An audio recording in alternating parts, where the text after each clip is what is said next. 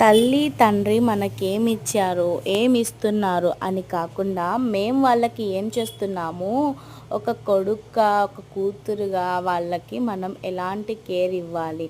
వాళ్ళు మనకి ఏమి ఇచ్చినా ఇవ్వకపోయినా మనకు ఒక లైఫ్ ఇచ్చారు. దాన్ని బట్టి ఏమి ఎలా ఉన్నారు, ఏం తింటున్నారు అని అడగడం పక్కన పెట్టేసి, నిజంగా ఈ సమాజంలో మనము ఒకప్పుడు ఇంట్లో వాళ్ళకి లేకపోతే టీవీలో సినిమాస్లలో చూస్తుండే వాళ్ళము.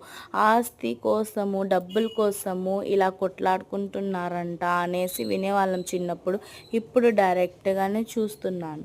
అవి ఆస్తులు ఇప్పించుకునేది తప్పకుండా ఎవ్వరు ఇక్కడ పెట్టి వాళ్ళేం తీసుకొని పోరు. కానీ ఇప్పుడున్న పరిస్థితిలో మీరు టీ తాగారా, మీరు బ్రేక్ఫాస్ట్ చేశారా, ఏమన్నా తెచ్చి ఇవ్వాలా, ఒక పాల ప్యాకెట్ తెచ్చి ఇవ్వాలా అని అడిగిన ఆ కొడుకే నిజం.